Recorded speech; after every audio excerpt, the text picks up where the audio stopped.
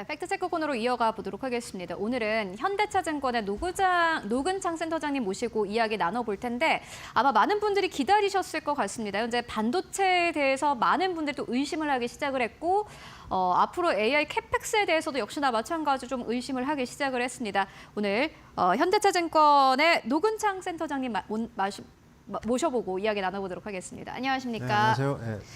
네, 오늘 일단은 반도체에 대한 이야기를 좀 해볼 텐데 이전에 나와 주셨을 때 그때랑 지금이랑 비교해 보면은 이제 딥시크라는 그렇죠. 이슈가 새롭게 나타났고 그 이후로 이제 또 많은 빅테크 기업들이 AI 캐펙스 투자에 대한 이야기를 내놓고 있는데 근데 뭐 그대로 유지를 했어요. 어떻게 보십니까? 사실 딥시크가 뭐 많이 충격을 줬죠. 그렇다고 해서 뭐 다 시장에서 일부 지적하는 뭐 가소평가하거나 가대평가가 다 떠나서 확실한 거는 이제 저희가 반도체 관점에서는 중국의 GPU 수출 규제가 있었던 건 분명하잖아요. 다운그레이드 시켰고 우리가 보통 이제 플로팅 포인트라고 하는 그 부동산 관련된 그런 제한도 있었고 반도체 칩 자체 그리고 대역폭도 기존 엔비디아 칩보다는 다운그레이드 시켰고 여기에 이제 NVLink 링크도 다운을 시켰는데도 뭐 특히 V3도 그랬고 올 초에 공개한 R1도 그렇고 또 뭐 전개 모델인 디스틸 모델도 그렇고 상당히 좀 의미 있는 혁신을 좀 한 거는 분명하고요. 다만 이제 딥시크처럼 나머지 빅테크들도 그렇게 바로 올해 내에 하드웨어를 조금 줄여서 쓸까? 그거는 쉽지 않다는 겁니다. 그래서 2025년 전체적으로 본다면 뭐 엔비디아 블랙엘이 일부 조금 딜레이된 측면이 있지만 그래도 전체적인 투자 자체는 크게 방향성이 바뀔 것 같지는 않고요. 다만 이제 저런 식의 약간 좀 하드웨어를 좀 덜 쓰는 그런 고민은 올해부터는 할 것 같아요.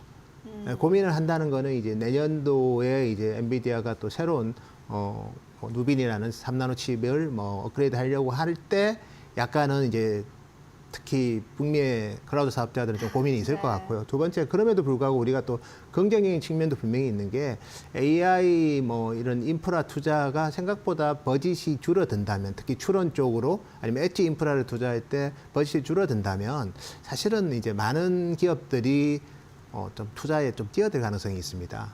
그러면 이거는 이제 범용으로 본다면 AI의 어떻게 보면 그런 추론 시장이 상당히 커지는 계기가 될 수도 있기 때문에 그래서 저희는 오히려 딥시크가 부정적인 측면만 있는 건 아니고요. 뭐 오히려 AI 인프라에 대한 허들이 낮아지면서 전체적으로 이제 인프라를 장착하는 그런 유닛 수는 좀 많이 늘 것 같고요. 반면에 이제 하이엔드에 대해서 이제 고민들은 좀 깊어지어서 그걸 이제 올해 바로 바꿀 수는 없거든요. 그래서 뭐 결국 이제 최근에 이제 빅테크 중에서 대규모로 투자를 작년보다 증가가 의미 있게 할 회사는 메타밖에는 없습니다.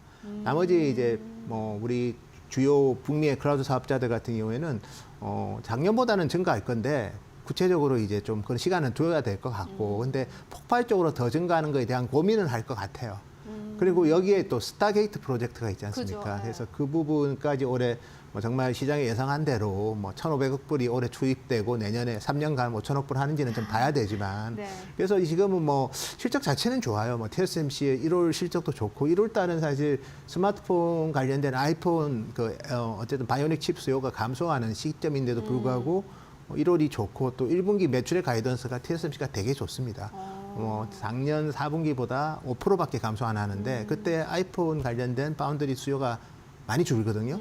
근데 는다는 거는 AI 가속기 파운드리는 여전히 양호하다는 거고 팍스콘도 보면 뭐 AI 가속기 관련된 그 렉 어셈블리 비즈니스가 되게 여전히 순항하고 있고요. 그래서 저는 뭐 일부 시장에서 우려하는 시각도 있지만 실제 올해 뚜껑 열어보면 뭐 크게 벗어나지는 않는데 다만 이제 주가라는 거는 실적만 가지고 가지는 않잖아요. 심리라는 것도 있는데 심리에는 지금은 좀 누르는 것 같아요. 그래서 결국 이제 이 부분은 이제 다음 주에 있을 엔비디아 실적에서 엔비디아가 뭐 얘기해 주는 게 제일 그래도 정확하지 않을까요? 그리고 뭐 그게 설령 틀린다 하더라도 어느 정도는 디렉션에 대한 좀 얘기는 좀 맞으니까 그래서 뭐 여전히 엔비디아를 잘 보면 TSMC가 지난 4분기 매출액이 HPC 매출액이 우리가 보통 서버가 지난 3분기 대비 19% 늘었습니다. 근데 엔비디아의 원래 이제 작년 4분기 실적 가이던스는 7% 증가예요. 엔비디아는 매출액이 7% 증가라고 얘기했지만 TSMC는 그 가속기와 관련된 HPC가 19% 늘었으면 최소한 엔비디아의 매출은 7%보다 많겠죠. 그죠. 예, 그러면 이제 시장 예상보다 잘 나올 거고. 그래서 단기 실적은 잘 나오는데 이제 향후에 이 딥시크 때문에 뭐 예를 들어서 뭐 북미의 주요 클라우드 사업자들이 투자 강도를 약화시킬까봐 그죠. 그게 우려죠, 네. 사실. 근데 그거는 설령 뭐 지금부터 우리도 저렇게 좀 솔루션을 낮춰봐. 그거는 오래 집행되긴 힘듭니다. 그렇게 또 변경하고 이래저래 레이아웃을 바꾸려면 내년 투자 의사결정에는 좀 영향을 줄 수 있는데 2025년에 그걸 의미 있게 바꾸지는 못할 거고요. 그래서 저희가 봤을 때는 뭐 올해까지는 실적은 나올 거로 봅니다. 실적 자체는. 그 말은 우리 펀더멘탈 하다는 튼튼할 거다. 그러니까 주가가 뭐 치고 올라가려면 시크 관련된 노이즈에도 불구하고 여전히 줄 서 있는 소버린 AI들, 뭐 국가별 AI 프로젝트, 스타게이트 뭐 이런 모멘텀들이 이제 계속 이제 당연히 더 구체화돼서 나오면 그죠, 예. 일부 그런 노이즈 그리고 또 딥시크의 파저티브한 포인트도 있잖아요. 네. 뭐 AI 저변이 확대되면서 많은 기업들이 이제 생각보다 추론 인프라 투자는 돈 안 드네 하면서 투자를 많이 할 수도 있는 거기 때문에 이제 그죠. 그런 부분은 시간을 두고 저희가 검증해야 되고 다만 확실한 거는 올해 실적은 그게 이것 때문에 영향을 받지 않을 것 받지는 같다. 않을 거다. 예. 네, 알겠습니다. 지난번에 나오셨을 때는 약간 좀 이제 전체적인 스탠스가 예. 아유 뭘 걱정해 다 좋아질 거야 예, 예, 약간 예. 이런 거였는데 이번에 이제 말씀하시는 거 들어보니까는 그 걱정 정말 시장에서 하는 걱정이 반영되기까지는 조금 더 기다려 봐야 되지 않겠느냐. 예, 그 구체적인 그림이 나올 때까지는 조금 예. 더 시간이 필요하다라고 말씀해 주신 예. 것 같고 그렇다면은 한국의 기업들과 실적과 연결해서는 좀 어떻게 보면 되겠습니까? 그 사실 뭐 우리가 보면 하이닉스는 결국 이제 HBM이 올해 너무 중요하고 네, 그죠. 디램 매출액의 50%가 넘어갈 것 같고 그쪽 영업이익이 아마 하이닉스 전사 영업이익을 거의 결정한다고 보셔야 돼요. 뭐 나머지 디램도 이익률은 좋을 거고 랜드는 좀 힘들 거지만 그래서 전반적으로 HBM의 이익 비중은 올해 더 높아지는 시점이기 때문에 그럼 HBM은 어디에 들어가느냐? 결국 이제 엔비디아의 블랙엘에 들어가고 두 번째 하퍼 H200에 들어가고 그리고 이제 빅테크 우리 브로드컴 관련된 비즈니스도 하이닉스가 많이 합니다. 삼성이 좀 노력을 하지만 하이닉스도 상당히 네. 많이 하기 때문에 올해 전반적으로는 이제 엔비디아의 그 NVL72 GPU 72개가 들어간 듀얼렉 제품과 그다음에 이제 브로드컴이 받아오는 빅테크의 가속기 물량 이 두 가지가 다 중요한데 어쨌든 이걸 저희가 정확하게 알기 힘들잖아요. 그럼 TSMC는 올해 AI 가속기 매출액이 2배 증가한다고 했어요. 그러니까 작년보다 2배 증가한다고 보면 하이닉스도 그쪽을 같이 상관계수가 거의 1이라고 보셔야 네. 되거든요. 그러면 하이닉스 HBM도 올해 뭐 아주 의미 있게 네. 성장하지 않을까. 그리고 마진 면에서도 여전히 높은 마진을 저희는 기록할 거로 보고 있습니다. 그래서 보니까는 최근에 목표 주가 26만 원대에서 28만 원대까지 상향하셨던데 예, 예. 이게 아마 지금 말씀하신 거랑 연결되는 부분이겠죠? 맞습니다. HBM 매출액 전망치 좀 높였고요, 저희가.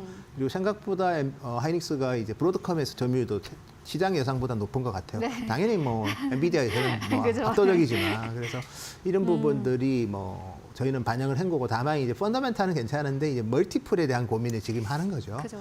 딥시크 때문에 빅테크가 약간은 속도 조절하지 않을까. 아. 근데 속도 조절은 하더라도 그 프로젝트는 이제 내년 프로젝트에 좀 반영될 것 같고 2025년은 아마 그래도 그 기존 계획대로 투자하지 않을까. 물론 이제 변수는 이제 블랙엘이 조금씩 자꾸 발열 이슈가 있으면. 근데 저는 뭐 크리티컬하고 보지는 않고 저희는 원래 대부분 시장에서는 뭐 일부 우려가 있었지만 뭐 이쪽을 제일 정밀하게 트래킹하는 대만 쪽 시각은 올해 2분기부터 본격적으로 나가는 거였어요. 그래서 이번 뭐 4월부터 6월 사이에 본격적으로 나가면 아마 하이닉스는 지금 뭐 계속해서 블렌디드 디램 ASP는 상승하고 있는데 우리 4월부터 6월부터는 좀 더 많이 오를 수도 있을 것 같고 그때 또 보면 범용도 이제 재고 조정이 좀 끝났고 삼성도 지난 컨퍼런스 콜에서 2분기부터 디램 가격 안정으로 얘기를 했어요. 저희는 3분기로 예상을 했는데 범용까지.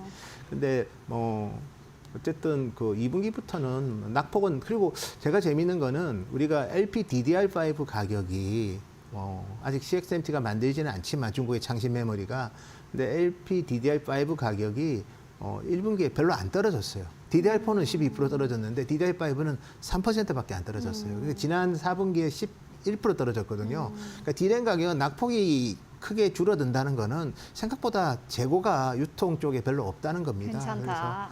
그래서 저희는 뭐 결국 나오는 실적은 예상보다 좋을 건데 노이즈는 뭐 맨날 주식이 갈 수는 없잖아요. 그죠. 이 노이즈와 또 실적과의 싸움 그리고 그런 거를 결국 시간이 해소하는데 해소할 때 좀 빨리 해소해 주는 거는 역시 선두 기업인 엔비디아의 좀 시장에 대한 좀 den선하게 진단이 좀 필요할 것 같습니다. 네, 알겠습니다. 사실 뭐 여러 가지 노이즈는 있습니다만은 결국에는 이 실적이 늘어날 수 있느냐, 그리고 구조적으로 이 산업 자체가 성장하느냐가 가장 중요한데 SK 하이닉스 당연히 여러 의심이 있긴 합니다만은 일단 보시기에는 성장 문제 없다. 이렇게 좀 정리해보고 가도록 하겠고요. 이어서는 또 많은 투자자분들, 시청자분들이 좀 힘들어하실 기업이요. 삼성전자. 삼성전자는 저희는 계속 5만 원, 6만 원 박스권 얘기하고 있고요. 뭐 저희 그 기존 시각은 뭐 작년 10월 달부터 저희는 5만 원에서 6만 원 박스권이라고 그때 뭐 반도체 기울이 아니고 삼성전자의 기울이라고 제가 맞아요. 얘기를 했고요. 그래서 5만, 6만 원 박스권 여전히 유효합니다. 5만 원 초반일 때는 겁먹을 필요 없고 아무리 그래도 삼성전자가 축적의 세월이 있고 그리고 랜드 플래시가 여전히 양호하고 여기에 또 수년금도 많습니다. 지난 4분기 현금이 많이 늘었더라고요. 그래서 뭐 그 현금이 투자도 하지만 또 자사주 조각도 하잖아요. 그죠. 네, 그래서 저는 이제 5만 원 초반에서는 이제 겁먹을 필요는 없는데 이제 계속 최근에 주가가 올라서 또 5만 원 중반이니까 여기서 뭐 이러다가 이제 우리가 삼성이 완전히 다시 살아나는 거 아니야? 펀더멘탈은 그럴 일은 당장은 없을 것 같아요. 사실 1분기는 파운드리의 가동률이 나쁘고 또 LSI도 뭐 사실 좀 안 좋거든요. 그래서 삼성 LSI가 안 좋으면 파운드리가 안 좋은 게 캡티브 물량을 생산을 못 하잖아요, 결국은. 그래서 파운드리랑 LSI는 적자가 많이 확대될 것 같고요. 그리고 D램 쪽도 범용 쪽이 삼성이 비중이 높고 또 HBM을 조금 고치는 한마디로 수정하는 모델 때문에 4분기에 HBM은 좀 늘었는데 1분기는 또 줄거든요. 그죠. 그래서 반도체 쪽은 좀 안 좋을 것 같아서 당장은 그렇다고 2분기에는 가면 아주 드라마틱하게 좋아질 일이 있냐 별로 안 보이거든요. 물론 뭐 HBM 네. 수정 모델이 나간다는데 그게 얼마나 나갈지도 좀 봐야 되고 그다음에 뭐 저희는 2분기까지는 여전히 낸드든 디램이든 좀 수익성은 좀 악화될 것 같고 그래서 당장 상반기 내에 의미 있는 펀더멘탈의 변화는 없을 것 같습니다. 다만 이제 뭐 자사주 소각이든 아니면 또 주식은 꼭 펀더멘탈이 좋아도 주식을 팔아야 될 때가 있어요. 반도체 주식은. 그러니까 좋을 때 판다고 그러죠. 또 어떨 때는 펀더멘탈이 나빠도 수급적으로 그 주식을 사야 될 때도 있어요. 지금은 이제 삼성전자가 좀 단기적으로 그런 자리에 있는 것 같아요. 왜냐하면 하이닉스는 이제 노이즈가 좀 있잖아요. 그죠. 딥시크 때문에 과연 이제 클라우드 사업자들이 속도 조절을 하면 뭐 주가 많이 올랐으니까 조정을 쉽게 받겠죠. 그렇지만 이제 삼성은 이제 HBM 비중이 낮으니까 그죠. 뭐 엔비디아 비중도 미미하니까 그런 영향에서 좀 자유롭다는 게 일단 방어율리가 되는 거고 수급적으로는 이제 더 이상 나빠질 게 있냐 삼성이 뭐 모든 학계 다 알고 있는 거 아니냐 네. 여기에 이제 현금도 생각보다 많고 늘었고 지난 4분기 말에 여기에 이제 또 자사주 조각도 또 추가적으로 할 거기 때문에 뭐 이런 부분들 때문에 아마 단기적으로는 좀 수급적으로 약간 시세가 상대적으로 하이닉스보다 좋을 수는 있지만 펀더멘탈하고는 좀 괴리도가 있고요. 그리고 펀더멘탈이 당장 아니라고 하면 6만 원에서는 또 다시 저희는 6만 원에 안착하기는 쉽지는 않을 것 힘들다. 같습니다. 그래서 5만 원 후반 가면 저는 뭐 일정 부분은 또 그게 맞게 트레이딩하는 전략도 유의하지 않을까 그렇게 보고 있습니다. 단기적인 트레이딩에 더 맞겠다라는 생각이 듭니다. 삼성전자, SK 하이닉스 반도체 기업들 함께 짚어보고 왔습니다. 지금까지 현대차증권의 노근창 센터장님과 함께 이야기 나눠봤습니다. 말씀 고맙습니다. 네, 감사합니다.